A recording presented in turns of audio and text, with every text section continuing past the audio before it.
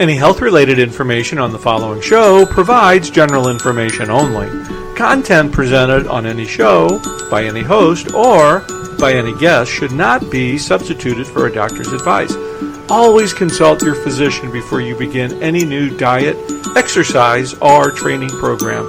And thank you for listening to the Whole Care Network. Welcome to Healing Ties on the Whole Care Network. On Healing Ties, we're creating a life to love after caregiving ends by sharing stories and resources and being with awesome people like you. Now that caregiving has ended, let the Healing Ties begin. Here's your host, Chris McClellan, the bow tie guy. Well, greetings everyone. It is Chris McClellan, the bow tie guy, for another special episode of Healing Ties. Thanks for joining me today. Want to send out a hello and a shout out to all our friends over in the UK on ukhealthradio.com. We appreciate your support for the show and all your feedback, and we appreciate everybody's feedback on the show, especially our new 6-series podcasts that are currently live on the Whole Care Network. And two I want to highlight today is we're finishing up next week with the caregiver lawyer, Amanda Singleton. Amanda has just an amazing caregiving story about how caring for her mother just changed her focus from a trial attorney to that being an attorney as an advocate for caregivers. It's quite compelling. I encourage you to check out Amanda's page on the Whole Care Network and just go on the page, go on the site, and type in the caregiver lawyer, and Amanda's 6-series podcast will appear right in front of your eyes. And we just finished up a new podcast series called Songs for the Caregiver Soul with, Barbara McAfee. Barbara's a voice coach. She's got a lot of things going on that center around music and caregiving, and she does keynote addresses, presentations, but her music is very touching and heartwarming. And her first podcast series, that debuts on the network in just a little bit over a week on June 10th. So that'll be weekly, June 10th through middle of July. And we're excited to have Barbara a part of the Whole Care Network as well. Well, let's get on to today's show. Goodness, you've heard me talk before about what I believe is 3 things that caregivers need. They need validation. Yes, this caregiving can be hard.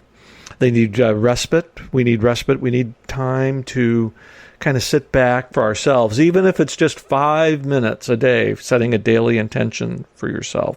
And then we need resources. We need trusted resources. And the best trusted resources usually come from one caregiver to another, because we've been in the caregiving trenches. And my guest today, Hichem Boudali, has a terrific product that he's developed because of his caregiving experience for his mother-in-law. And Hichem, it's great to have you on the show. We've been planning this for a while, and today's the day. Yeah, that's right. Thanks for having me, Chris. Well, it's great to talk to you, and I think you're across, as I like to say, across the pond as well. So we've got quite the time difference today, but we're managing it well. Yeah, that's right. Yeah, I'm actually in London. So yeah, for me, I think there's a 5 or 6 hour difference, right, with you guys. So I think that's a 6 hour difference right now, but we're doing okay. We scheduled it correctly, and another one of the reasons I'm excited to have you on the show is what I mentioned earlier. Is Healing Ties does have a presence in the UK on UK Health Radio, so this is terrific to have you a part today. But tell our listeners a little bit about you, your background, and then we're going to get into into Memo24. Yeah, well, my background. Yeah, I would say that I'm a computer scientist by education. Yeah, so I've studied computer science here in Europe and also in the US. And then when I started working, I actually started to be more and more interested in technologies that actually help the elderly in their daily lives. From small devices to smart homes and things like this. So as a computer scientist, I was like, okay, maybe I can put my skills, into practice and try to help basically develop these kind of technologies. And then as you mentioned a few minutes ago, then there was a specific event that happened to me and to my wife, basically. Actually, my mother-in-law was diagnosed with Alzheimer's about 5 or 6 years ago, and that's when the idea of Memo24 came. And then I kind of had the skills to prototype this kind of idea. Basically, just programming an application, and that's how it all started. Yeah. And that's why I love talking to folks like yourself who have an expertise, especially in technology, and then see the need because of a personal experience. Because when we all have different levels of our abilities when it relates to technology. But when somebody like you who has studied technology and then has experienced an issue that relates to aging and caregiving, I think it's really the best of both worlds. Yeah, I agree. Yeah, and then basically I knew exactly what my mother-in-law needed, right? So basically she needed a way to remind her to take her medication and also do other tasks, daily tasks. I kind of had it in my mind. I knew exactly what she needed. And I knew what kind of technology I had to use. In the beginning, it started by I actually applied for some kind of a European grant, actually, to develop the idea.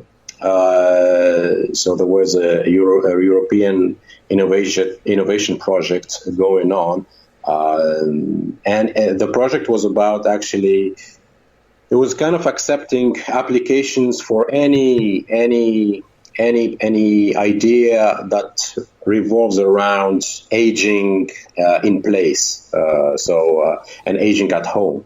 Right. So I applied for that grant, and I did get the grant, and that kind of allowed me to really develop the idea. For about a year or so, I was developing it, and then I even had I managed to also hire someone to help me out also with some of the things, So it was a great experience.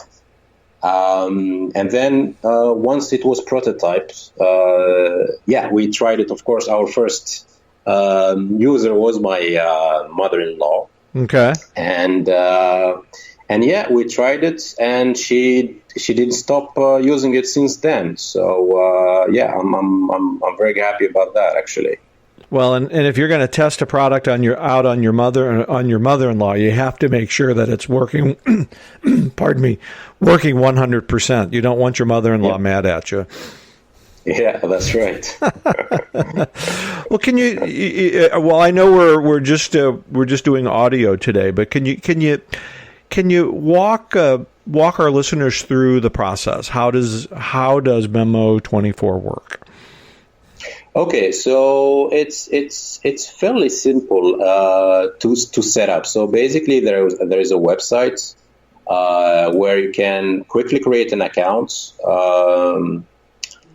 Where we ask for we try to ask for minimal information about the users, right? So you create an account. Typically, I would say that the caregiver would do this, but for elderly who are still okay to browse online and do this thing, they can do it themselves, of course, right? So we try to make it as simple as possible, but this is not always possible for an elderly person to do it. So the caregiver typically do this, right? So basically they open an account, and then they start setting up these reminders. So the reminders are basically what you specify in the reminder. You just say, okay, we want to call the person, let's say, daily at 9 a.m. Okay, so you set the time when you want to call the person. And then you type in some text, or you record your voice. So you can type some text saying, hi, Mom, it's 9 o'clock and it's time to take your red pill, or something like this, right? Mm-hmm. So you said that you write your text, or you can or you record. There are the two options are there, and then you set the time, and you can say if this is daily, weekly, every 2 days, monthly, whatever, right? Mm-hmm. And then you're pretty much done. So what the system will do after that, it will. Every day, let's say if you set up a daily reminder, every day it will call your mom at 9 a.m. in the morning. Okay. It will call her on her regular phone. So, and this can be a landline phone or a mobile phone. It doesn't really matter, right? And it will call her on the phone. And then once she picks up, she will hear the message that you typed or that you recorded. And also we have in place things like, okay, if she doesn't pick up the message, then, if she doesn't pick up the phone, then we will reattempt the call after 5 minutes or after 10 minutes. It's up to you how many minutes you want to set. And we do up to 3 attempts, right, to make sure that the person actually is going to pick up the phone and hear the message. And after the 3 attempts, if still your mother or your father or, the person who's actually getting the calls does not pick up, then what happens, there is an option to send a text message to a person or an email to a person, which is in this case typically the caregiver, telling or informing the caregiver that person did not pick up the phone. Oh, very good. Probably did not hear the message. Yeah. So maybe it's good to maybe check up on this person, maybe call the neighbor and check maybe there's something happened maybe with the person, or simply she or he was in the garden and just didn't hear the message. Didn't hear the phone ringing, right? Right. So that's kind of an extra option, and we think it's quite important. So yeah, and you can set as many messages, as many reminders as you want. You can set up multiple messages for multiple persons. So once you log in, you have basically kind of a dashboard where you see all the reminders, when they were executed, if the person picked up or didn't pick up. So you also see this kind of reporting, let's say, on the dashboard itself, right? So yeah, I would say that's how it works. That's how it works in a nutshell. Yeah. Very user friendly, and what the other thing I love about this is the ability for the caregiver to be able to check in to see not only if they're taking their meds, but if they haven't responded. That's so critical for caregivers, especially working family caregivers, long distance caregivers, to have that assurance that everything that you have that contact is just goes a long way in bringing some peace and comfort into a sometimes a stressful situation. Yeah, I agree. Yeah, definitely. And in the case of our mother-in-law, that's exactly the situation, right? She lives 300 or 500 miles away from us, and my wife tries to call her, of course, and tries to check up on her, but having to take 4 pills every day, I think for my wife, having this in place kind of relieve some of the stress that she's going through, right? And and then she knows anyway if my mother-in-law doesn't pick up, then she will be getting this kind of text alerts or email alerts saying that my mother-in-law didn't pick up the phone at this hour, and then she will call back, right? Or maybe call the neighbor or things like that, or something like that. So yeah, I think it's it doesn't, of course, replace a caregiver, or it doesn't replace the relationship between the caregiver and the person. But I think it helps in this situation, both the caregiver and the person getting the calls. Very much so, and I am now, as my listeners know, I'm more than 4 years past my caregiving experience, and as I look back 4 years ago, and I talk to wonderful people like yourself, and who are making a difference with technology. It kind of goes along the realm of what technology has, in the overall part of our society, the impact that it's having, and just the changes that have happened because of technology and what folks like yourself are doing. Because the medication managements that were available 4 or 5 years ago, they weren't specified like what you have, and that's it's really heartwarming to see that there's folks like you that are out there making a difference. Yeah, I mean, I think the technology is really moving fast. Like as I mentioned before, like at the beginning, it was what we did was text. So basically, you type your message, and then there's this technology called text to speech, where basically, whatever text you actually type, it will be kind of voice, so it will be translated into voice. And right. And I remember 5 years ago, the voices were a bit, they didn't sound so good, like especially if it's not English, if it's French or Spanish, because by the way, Memo24 actually works it's not only in English, but it's actually in multiple languages. So you can type in French and you will hear the message in French, for instance, or you type in Spanish and you will hear the message in Spanish. So the voices were not so actually so good. They were a bit maybe robotic in a sense, but we noticed like in the maybe the last 3 years, 4 years, like a couple of years after we started prototyping this, the voices got so much better, and there's like a lot of technology out there to make them like sound like a human, basically, right?